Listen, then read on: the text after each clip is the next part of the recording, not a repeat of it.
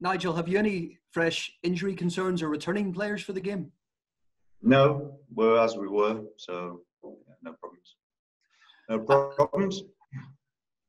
How are you calling the situation at the moment with 4 games to go? How are you feeling about it?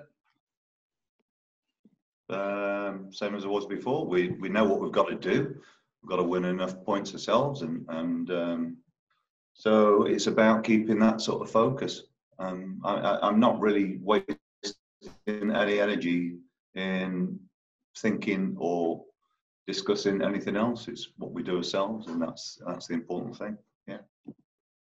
How many points from the last 4 games do you think might just be enough to keep you up?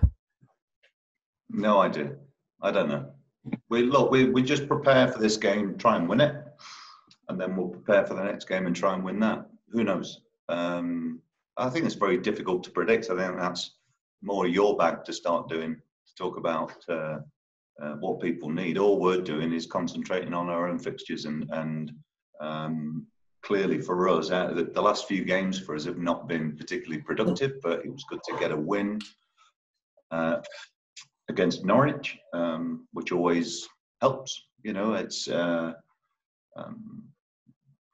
we felt that we needed to win that game, and we were able to do so. And so that's really the emphasis for us, is just concentrating on our own performances, and hopefully that will be sufficient. And for one of your strikers to score a goal as spectacular as the one Danny Welbeck did against Norwich, how much confidence will that give him at a crucial time in the season? Always good for strikers to score. I don't care how they go in. I don't care who scores the goals. But certainly for strikers, they feel a lot better about themselves if they are at least getting chances. But scoring goals is very important for them. Of course it is. But in the context of what we're trying to do, it's about us trying to win games. And if the team performs pretty well, we've got a better chance of doing it. We know we've got individuals who are capable of bringing something a little bit different, and that's always important. I'm very pleased for Danny because he's been patient. He's worked really hard to get back, and now he's back. It's an opportunity for him to secure a run in the side, and he does. If he plays well, he's got a great chance of doing that. And what about you? How are you drawing on your sort of vast experience in the game at the moment? In a situation like this with 4 games to go, what are you saying to the players? Is there sort of calm, measured chats? Is it any big speeches? What are you like in the changing room at the moment with the guys?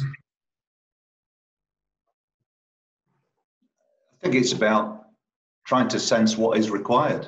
Just because people are involved in similar situations is no guarantee that it's what you've done in the past is going to have any relevance. I think being in this type of position that we're in, as I've already said, it's about us really trying to focus very much on ourselves. It's never easy to empty your mind from what is happening elsewhere, just because it's such a high-profile sport and the Premier League is such a big brand. But you can choose to either watch it or you can't. So I think the important thing is to reflect as honestly as possible on your own performances. And I've said before, the way I measure our performances are against ourselves. And really the focus is on how we get our own players to play as well as they can. You obviously know what it's like to step into the Newcastle hot seat. With that in mind, what have you made of the job Steve Bruce has had to do, and sort of especially the criticism he got when he first replaced Rafa Benitez? Well, I mean, that's not any of my business, is it? All I'd say is he's a very experienced manager. He's somebody who played in the same era as me.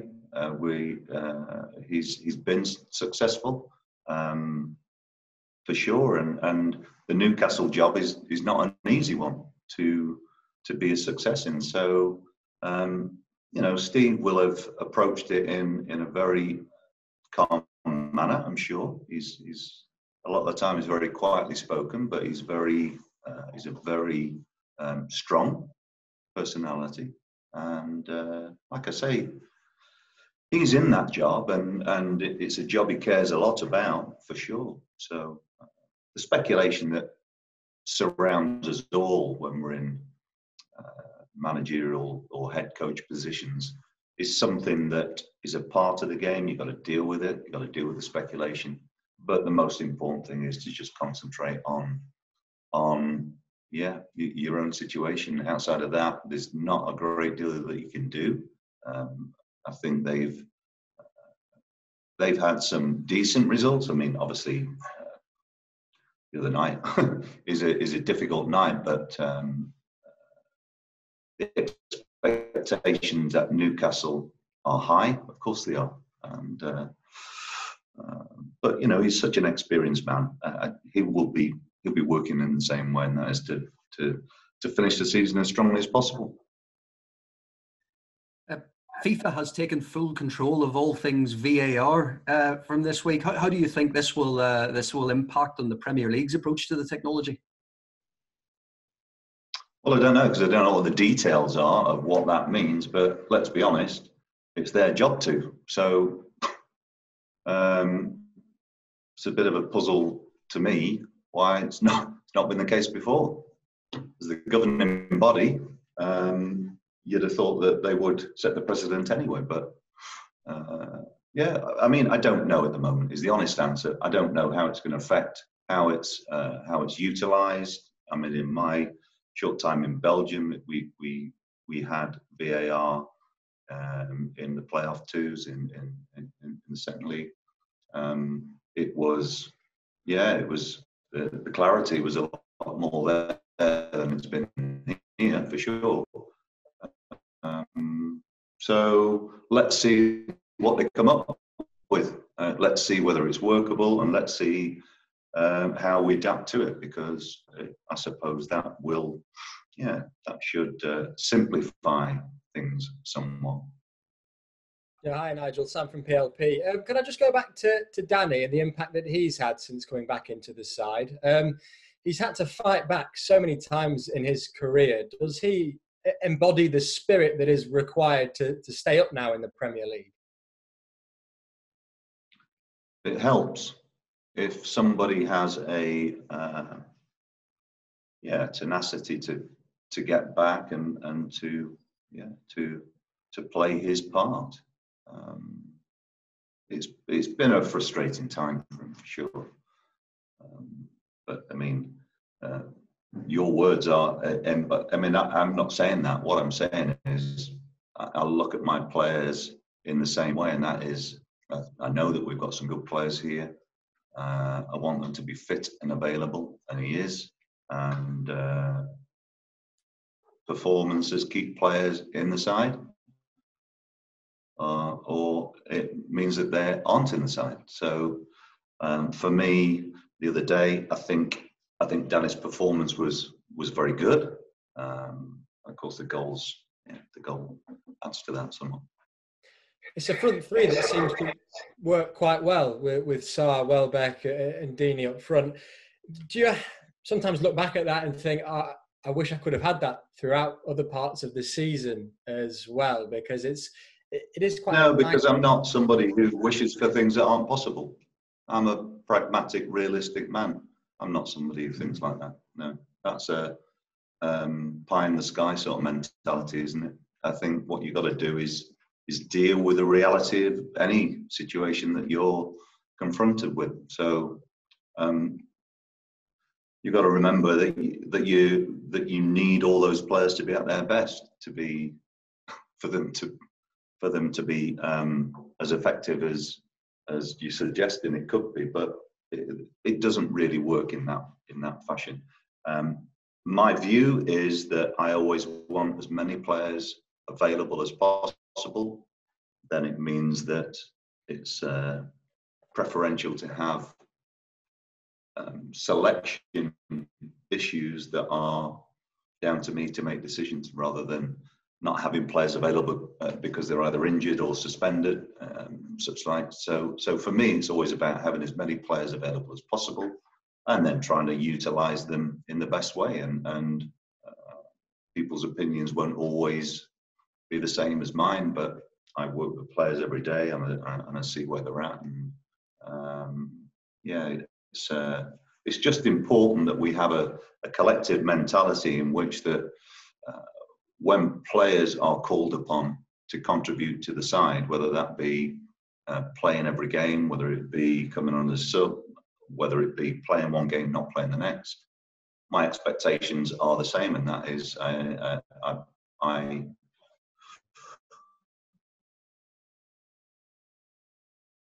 we, the club, for themselves, need everybody to be committed to it, and that's the most important thing.